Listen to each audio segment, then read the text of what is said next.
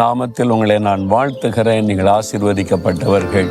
ஆண்டவர் உங்களை ஆசீர்வதித்து மகிழ பண்ணுகிற தேவன். இன்றைக்கு நீங்கள் ஆசீர்வதிக்கப்பட போறீங்க. எப்படிப்பட்ட ஆசீர்வாதம் தெரியுமா? நிரம்பி வழிகிற ஆசீர்வாதம், திருப்தியான ஆசீர்வாதம். அதுதான் ஆண்டவர் வாக்கு கொடுத்திருக்கிறார். 103 சங்கீதம் 5 வசனத்துல நன்மையினால் உன் வாயை திருப்தி ஆக்குகிறார். அதாவது திருப்தியான ஒரு ஆசீர்வாதம், அரைகுறையான ஆசீர்வாதம் கிடையாது. ஆசீர்வாதம் மாதிரி ஏதோ இருக்கிறாங்க, வர்றது சிலது சரியா இருக்குது, ஏதோ எங்களுடைய வாழ்க்கை போகுது அப்படி சலித்து கொண்டு சொல்லுவாங்க. அப்படி இல்லை. எப்படி இருக்கீங்க? சொல்ல ஆண்டவர்களை நல்லா வச்சிருக்கிறார் பிறகு, எங்களுக்கு ஒரு குறையும் இல்லை, எல்லாம் நல்ல ஆசீர்வாதம் அப்படி சொல்றவனையும் பார்த்துருக்கிறேன். ஒரு சிலர் தான் பார்க்குறேன். பெரும்பாலான பேர் ஏதோ இருக்கிறோம், ஏதோ ஆண்டவர் நடக்கிறாரு, அது கூட சலிப்பா சொல்வதை பார்க்கிறேன். அப்படி சொல்றீங்க. நீங்க என்ன சொல்லணும்? ஆண்டவர் என்ன நல்லா வச்சிருக்கிறாரு, ஆசீர்வாதமா வச்சிருக்கிறாரு, செழிப்பா வச்சிருக்கிறாரு சொல்லணும்ல.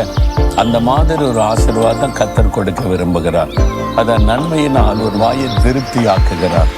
ஆண்டவர் பாதி கொடுத்துட்டு அதோட போன்னு சொல்லுகிறவர் அல்ல. திருப்தியாய் நம்மை ஆசீர்வதித்து மகளை பண்ணுகிற போது ஆண்டவரேன்னு சொல்ற அளவுக்கு. ஒரு ஆள் வீட்டுக்கு வர்றாங்க, சாப்பாடு வைக்கிறீங்க, பசியோடு வர்றாங்க, கொஞ்சம் வச்சுட்டு சரி சாப்பிட்டீங்களா, முடிஞ்சதா, போறீங்களான்னு சொன்னா அரக்கு வயிறு தான் நிறைஞ்சிருக்குது, அப்படி சொல்லுங்க.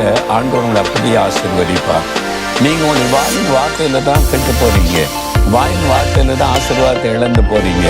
நீங்க விசுவாசத்தோட சொல்லுங்க, இயேசு எங்களை நல்லா வச்சிருக்கிறார், திருப்தியா வச்சிருக்கிறார், ஆசீர்வாதமா வச்சிருக்கிறார், ஒரு குறையும் இல்லைங்க அப்படின்னு சொல்ற மாதிரி நீங்க சொல்லுங்க.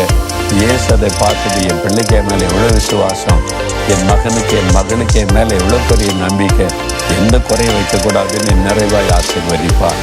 அப்போ திருப்தியாய் ஆசீர்வதிப்பதான் ஆண்டவருக்கு பிரியம். அவர் இவ்வளோதான் இருக்கு, ஆளுங்க கொஞ்சம் கொஞ்சம் கொடுங்க, மீதி அவ்வளோதான், வீட்டில் போய் மீதி சாப்பிட்டுக்கிட்டோம் அப்படி சொல்லலை. திருப்தியாக அவங்க சாப்பிட்டுட்டோம். அவங்க போகும்போது ஒரு திருப்தியா சந்தோஷமா மகிழ்ச்சியா போகணும், குறைவானதோட போகக்கூடாது. அதுதான் இயேசுடைய விருப்பம். உங்களையும் அப்படிதான் ஆண்டவர் ஆசீர்வதிக்க விரும்புகிறார். திருப்தியா நிறைவா. உங்களுக்கு எங்க குறைபாடு இருக்கு இன்னைக்கு சொல்லுங்க. ஆண்டவரே, நீர் என்னை திருப்தியாய் நிறைவாய் ஆசீர்வதிக்கிறத நான் விசுவாசிக்கிறேன். என் வாழ்க்கையில ஒரு குறையும் இருக்கக்கூடாது, நான் திருப்தியா சந்தோஷமா ஆண்டவர் எங்களை குறைவில்லாமல் நிரம்பி வழிகிற ஆசீர்வாதம் தந்திருக்கிறான்னு சொல்லணும். அப்படி என்னை ஆசீர்வதிங்கன்னு கேளுங்க, அப்படியே ஆசீர்வதிப்பா. சொல்லுங்க, ஆண்டவரே, நீர் திருப்தியாக நிறைவாய் ஆசீர்வதிக்கிற தேவன். என்னை, எங்களை, என் காரியங்களை நிறைவாய் ஆசீர்வதித்து நிரம்பி வழிகிற ஆசீர்வாதத்தினால் மகிழ பண்ணுகிறீர். எங்களை